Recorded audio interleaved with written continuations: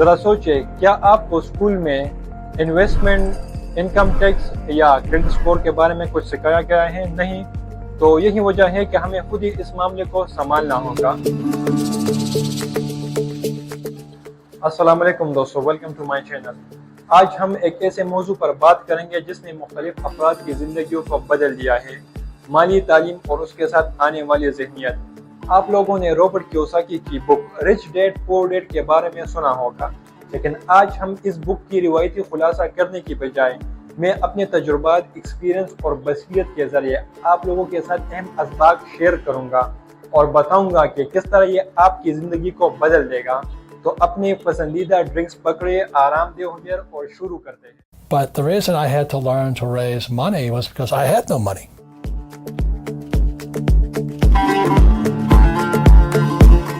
سب سے پہلے ایک مختصر جائزہ لیتے ہیں کہانی کی بنیاد۔ رابرٹ کیوساکی کی زندگی میں دو والدین کے کردار پر ہے۔ سب سے پہلے ہمارے پاس رچ ڈیڈ ہے جو اسے سرمایہ کاری، انویسٹمنٹ اور فائنینشیل ایجوکیشن کے بارے میں بتاتے ہیں، جبکہ غریب ڈیڈ، پور ڈیڈ، جو اسے روایتی وزڈم کے بارے میں یعنی کام اور بچت کے نمائندگی کے بارے میں بتاتا ہے۔ ان دونوں نظریات نے رابرٹ کیوساکی کی زندگی کو بدل دیا اور یقین کرے یہ آپ کی زندگی کو بھی بدل دے گا۔ پہلا بڑا سبق، مالی تعلیم کی اہمیت۔ جب میں بڑا ہو رہا تھا تو میں بھی یہ سمجھتا تھا کہ اسکول جانا، اچھی ڈگری حاصل کرنا میرے مستقبل کو محفوظ کر دے گا۔ ہم سب کو یہ سکھایا گیا ہے نا؟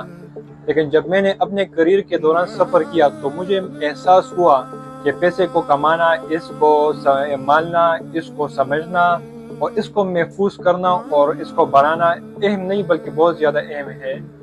ذرا سوچیں، کیا آپ کو اسکول میں انویسٹمنٹ، انکم ٹیکس یا کریڈٹ اسکور کے بارے میں کچھ سکھایا گیا ہے؟ نہیں، تو یہی وجہ ہے کہ ہمیں خود ہی اس معاملے کو سنبھالنا ہوگا۔ دوسرا امپورٹنٹ سبق جو میں نے سیکھا وہ یہ ہے کہ ایسٹس آمدنی پیدا کرتی ہے جبکہ لائبلٹی اسے کمزور کرتی ہے۔ یہ سادہ لیکن گہرا ہے۔ اپنے کریئر کے ابتدائی دنوں میں یہ سمجھتا تھا کہ زیادہ تنخواہ کا مطلب ہے کہ میں امیر ہوں، لیکن جب میرے اخراجات بڑھ گئے تو زیادہ خرچ کرنے کے بجائے میں نے سمجھا کہ اچھی طریقے سے، صحیح طریقے سے بچت کرنا اور انویسٹمنٹ کرنا زیادہ ضروری ہے۔ امیر لوگ نیٹ ورک پر توجہ دیتے ہیں جبکہ غریب لوگ تنخواہ پر۔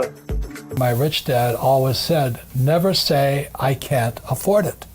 ایسے لوگوں سے جڑنا جو ویل ایجوکیٹڈ ہو، زیادہ کامیاب ہو، آپ کو ایسے موقع فراہم کرتا ہے جو آپ نے اپنے خواب میں بھی نہیں دیکھے ہوں گے۔ اس وجہ سے میں نیٹ ورک ایونٹس میں حصہ لینا، سیمینار اٹینڈ کرنا، ورکشاپ اٹینڈ کرنا اور ملینئر کے ساتھ تعلق بنانا اور ان سے سیکھنا سیکھا۔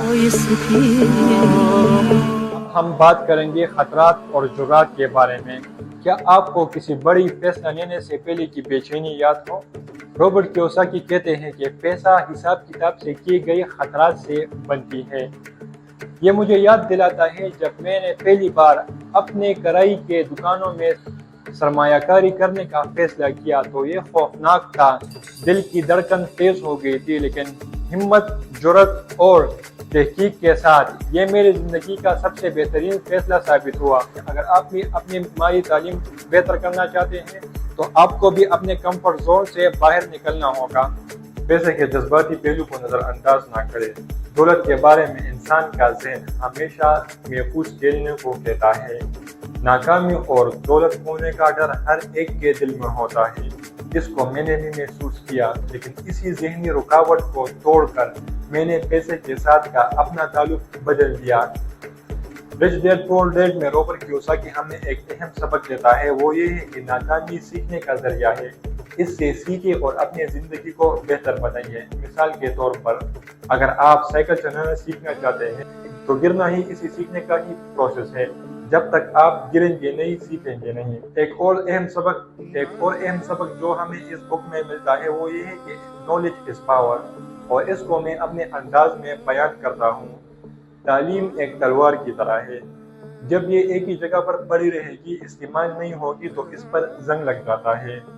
جب تک آپ اس کو اٹھائیں گے نہیں، چلائیں گے نہیں، آپ کو اس کی خوبصورتی کا، اس کی تیزی کا اور اس کی جادو کا پتہ نہیں چلے گا۔